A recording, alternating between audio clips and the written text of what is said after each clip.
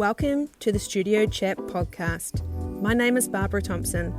Each week I'll be bringing you a self-care expert or a message to help you to discover how to live your best life and understand your mind-body connection. Thanks for spending some time with me today. Now, let the Studio Chat begin. Hi guys, in this episode we talk about binge eating and eating disorders. So if this brings up anything for you, I'd love to just give some numbers for you. So if you are in Australia, please, if this podcast does bring anything up for you, please contact the Butterfly Foundation. You can call them on 1800 33 4673 or go to the website butterfly.org.au, and they give support for eating disorders and body image issues. If you're in New Zealand, please contact, there's a 0800 helpline for EDANZ, which is 0800 233 269. I wanted to touch on binge eating today, just very surface level, to raise awareness and to talk about it, because I think it's really important for all of us to, when we have a relationship with our body, with weight, with our diet, with our self-esteem, with our self-confidence, with our body image, with anything in life, we need fuel to survive and we need food to eat and to live. And for a lot of us, it brings up a lot of all sorts of things. And that's why today on this podcast, I did want to highlight binge eating. I think it's really important. And just know that this is very intro level to talking about it. And there's so many other ways and reasons why. But I hope that obviously you've clicked on it because it has said binge eating, so obviously you may binge eat yourself or you know someone that does, and this is just a conversation to get everything going. So I do hope there's some help, but please reach out to those numbers if you do need help, or DM me on Instagram, self_care_studio, if you need any help with anything. Alright guys, enjoy. Welcome to this episode of Studio Chat. Today we're going to be talking about binge eating, and it starts off with, you're thinking about food and then you deny yourself eating a certain type of food, especially when you're dieting, and it soon changes into a strong desire to eat that food. So, say for example, Monday rolls around and you've decided to not have any sugar, and then we've all been there, the 3 o'clock, the 4 o'clock slump hits and you want chocolate, and you do everything you can to avoid it, but you're thinking about it, the desire is so strong, and you may even go like a day, a week, a month or something without it. And then as soon as you do lean into it and think, bugger it, I'm going to go buy, whatever it is, that chocolate or the hot chips or the potato chips or the takeaways or, like whatever it is. And first of all, you feel it's a bit of a relief and a comfort. Like it feels really good, doesn't it? It's almost like a high. And then you can't stop, and then you eat frantically until you're full, and then you may feel sick, but you see the food there, so you keep eating, and then afterwards you feel so guilty and angry with yourself. Have you been there? Does that relate to you? It can happen at any age, and you don't need to be overweight. Anybody, if that makes sense, can binge eat, and most of the time, I've been a binge eater, and I still do occasionally, like with my business and with my podcast and everything that I do, guys. I'm always really honest with you, and that's what I think. I know a lot of my clients and you guys that send me DMs on Instagram and stuff tell me all the time, it's really refreshing to be honest. Well, how on earth could I do what I do without being honest? It's just not, I don't know any other way. So it'll be something that I will do forever, and I've done a lot of work on myself. I will continue to do work on myself with therapy. I know why I do it, and recently I had a lot of things happening in my life, my relationships and my work and all sorts of things, and because binge eating is a comfort and it can happen so quickly, you've done it, and guys, has this happened to you? Like you check out, like you remember, let's go Tams, because most of us like Tams, or so for example, you can you're buying the packet or whatever, and you have the packet and you make all these promises. Okay, this is the last one, or I'll just eat one, or whatever. Who has just one? But you make these promises to yourself, and then when you open the packet, you'll have one or two, and you really actually enjoy them. They taste bloody good. I actually love having mine in the freezer, so I know that will spark a bit of a debate, because people always say, do you keep chocolate in the pantry or the fridge? And living in Australia now, I actually keep it in the freezer. So, and some people will be listening going, oh, that's gross, Barbs. Well, that's how I like my Tim Tams. But anyway, so with binge eating, another way of it too can be, you check out, so you buy the thing or you eat the thing, but while you're doing it, you remember like the first little bit of it. And then, you know how most of the time we're doing it, we're not mindful when we're doing it. We're watching a movie, we're doing something on our phones, we're doing something on our laptops. We are doing something when we're binge eating. Or we're really stuck in our head. And so what happens is we have this kind of black spot where we go into this pleasure state, but also it's a self-protection mode, and it's also a self-soothing mode, and it's also a blocking emotions mode where you kind of black out in a way, and then all of a sudden you put your hand in the packet and you go, oh my God, there's none left. And then you go, there's none left. And then you go, oh shit, I just ate a whole packet of Tim Tams, or I just ate a whole king size bar of chocolate, or I just ate a family pack from KFC for 4 people. Oh my God. Can any of you relate? This happens to a lot of us in our life, and if it doesn't happen to you now, it may happen later, because our bodies change, our circumstances change, our life changes. And, this little chat today that we're having together is just something for you and I just to talk about binge eating. I want to highlight it, and I want to know that you're not alone. And there are ways that it can be a lifelong problem, but it can be overcome. And by talking about it and knowing why we do it, and taking the shame out of it, it's not something to be, oh my gosh, no one is perfect. And I really want to just squash that. And just, if anyone is perfect, well, come on, we all know that they're hiding something. But to binge, it's changed over the years, but just basically it just means that we indulge and we just kind of can't stop. And it's just eating anything in excess, really. And you can just begin by like having a bowl of cereal and eat it really quickly. And then immediately after have 2 or 3 more bowls. And then just knowing that you've kind of lost control and you feel like you feel tense, and you desperately have to search for more food, and you kind of think, oh, bugger it, I've eaten this, so I'm going to eat this, and I'm going to eat this. And your feelings, you just feel really low on yourself, really down.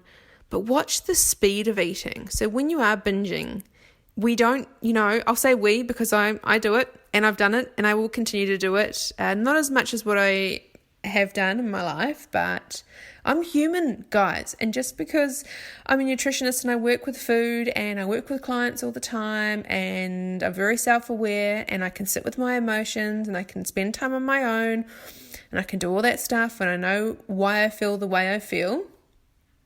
But I still have days where I'll eat something and I'll eat the whole packet of chocolate, because life happens, but also my brain, neurons in my brain have been wired. I can remember the first time I started to binge eat was, I would say when I was at high school, only little bits and pieces, but at that time my parents were going through a divorce, almost going through a divorce. Possibly, obviously was linked, and I didn't have a very happy family home, and it made me feel good. And I think that's just how it started. I was just like, yeah, this is really great, and I could get away with eating it. There's just so much shame and disgust, and it's like, it's food and you eat it. Why are we so embarrassed about it? Why are we so disgusted about it? Like, really? Like, this is why we're here on this podcast today. Let's talk about it. Let's lay everything out on the table. And everyone's different. So I eat, but I don't eat to the point where I can't eat anymore and want to be sick. But I know many people out there that will eat and eat and eat and eat till they throw up, and then eat and eat and eat. and then punish themselves for the next 2 weeks and eat nothing, and then binge eat and then eat nothing. Like it looks different to everyone, so it's a hard thing to kind of talk about too, because we're all so different and we do it in different ways. But I want you to really feel your feelings when you're in the middle of a binge or the beginning or the end, and be kind to yourself. Watch the speed of your eating, and also how agitated. Has the world outside agitated you in some sense? Are you happy? Are you sad? And just the secret of just being it's so secret. Everyone does it behind closed doors. A lot of people listening to this, you probably have never ever told anyone about this. You hide the wrappers in bins before you get home. Also, look at the frequency and the duration that you binge as well, guys. I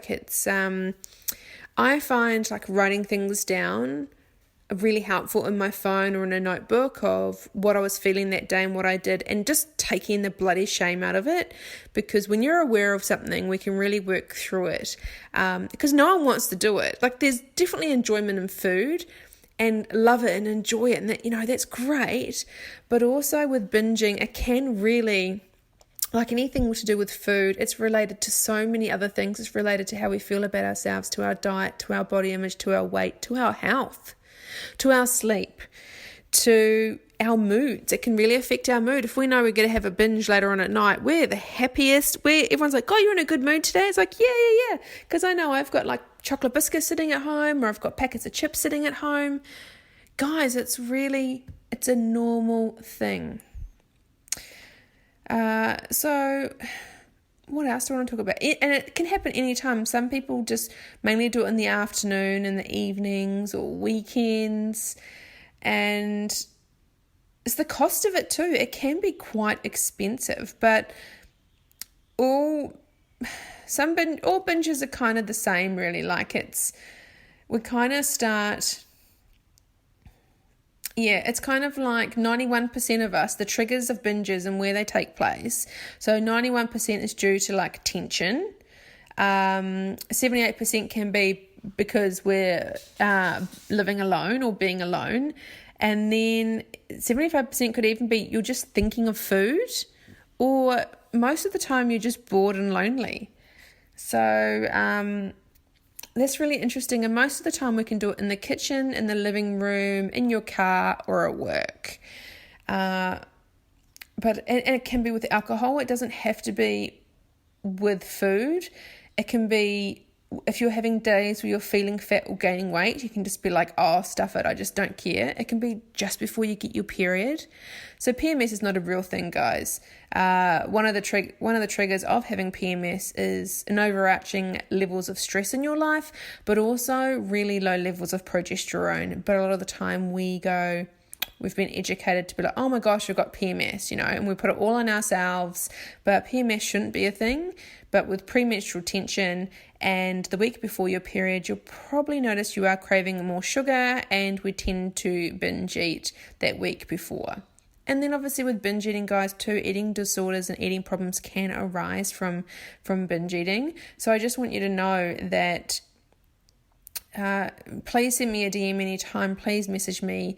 I don't want you to feel alone with this, because it doesn't just happen once. It doesn't just happen in one way. It can look what binge eating is to me can be binge eating to someone else, and someone can be really lean. Someone can look really healthy or really lean and have a really a tie to binge eating and just can't stop. And it can be it can look very different to what mine looks like.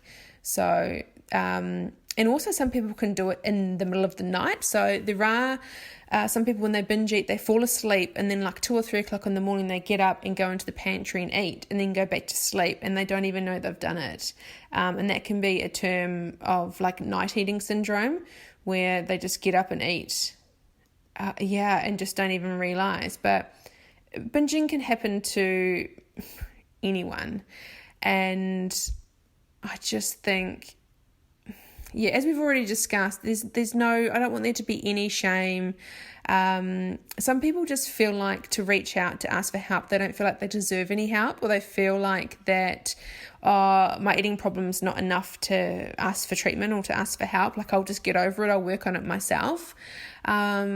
And I'll just, do my own thing. And there might be financial barriers too to getting help. So there's always people out there to help when you feel these forms of eating, or you just feel really trapped and it literally is taking over your life.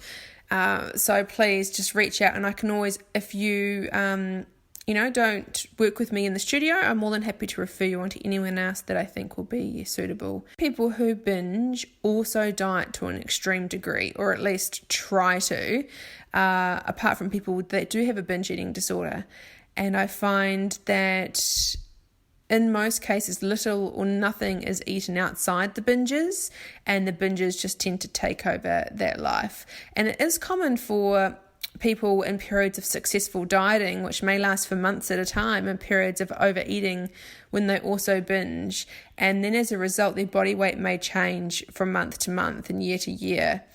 And that's just something that I found really interesting as well. But there's 3 forms of strict dieting it's a vicious circle that's linked to strict dieting and binge eating. So there's 3 forms of dieting. There could be delay eating, where some people eat barely anything between their binges. Most of them, they just delay eating for as long as possible during the day, often not eating until the evening. And I say 1 in 4 do this. And then restricting the overall amount eaten, usually it involves trying to keep the intake below like a certain calorie limit. And that's why I'll never talk calories with my clients. But it just finds that can set off a trigger as well for some people. And then avoiding certain types of food. So people who binge may also avoid certain types of food like carbs or fats, because you think that they're fattening. And then other people may have said to you at some point in your life, those foods are forbidden, or they're bad, or they're dangerous. And 1 in 5 women in the general population tend to diet this way, that this is a good food, this is a bad food. And then what tends to happen is we end up eating that food anyway. And the kind of foods are like milk, butter, cheese, cereals, breads, donuts, chocolate, chips, soft drink, milkshakes, lollies, pizza, hot chips, hot dogs, Chinese food, right? All that kind of stuff. Whatever floats your boat. So guys, if you are at a point in your life where your eating has taken over your whole life, it can affect your friendships, your relationships, your home life, your work life. You have really little self-confidence. You get really terribly depressed and anxious. You can't face people most of the time. Your life revolves around eating. You can no longer concentrate on your work that's just suffered as a result of binge eating, not eating, dieting, good food, bad food. You can no longer share meals with your friends or family, and that you may have become withdrawn, or just have lost all self-respect for yourself. You don't want to go out anymore. You don't like yourself anymore. It is just a really dark, hard place to be. And I just want to bring I just want to keep this short today, because I could talk there's so many different levels of talking about this, but I wanted to, for anyone that has seen the title, binge eating, what is this? Do I do this? I want to know more about it. The main chat for today on the podcast was to highlight it, and for you to not feel so alone, but to know that you can work through it and there are ways around it. And it's just, there's no single healthy diet. Weight loss diets are not healthy diets. And just to know that if you learn how to, your emotions, your body, how nutrition works, you can piece it all together, and over time make better choices. And once you start not hating yourself and being so hard on yourself, that really, really helps. And it just can really affect your stomach too. So when you binge eat, it's really hard for your circadian rhythm in your body, or everything that's in there to tell you when you're hungry. It can be all out of kilter, and then we blame ourselves that there's something wrong with us because we're not hungry, and then when we're hungry we just want to eat crap. None of this is your fault, guys. There's so many layers to this. So please reach out if you need help.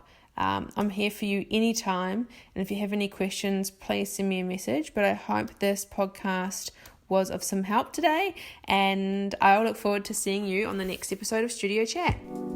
Thank you so much for listening. I hope you enjoyed today's episode and it has inspired you on your self-care journey. Please feel free to share this with a friend and subscribe over on Apple Podcast. I really love hearing your feedback, so guys, please feel free to write a review on Apple and let me know which part of this episode resonated with you the most. To fall in love with yourself is the first secret to happiness. To find out a bit more about Self-Care Studio or the Studio Chat podcast, head over to my Instagram page, self_care_studio, or on my website, selfcarebybarbarathomson.com.au. Really look forward to seeing you on the next episode, and I'll catch you soon. Bye!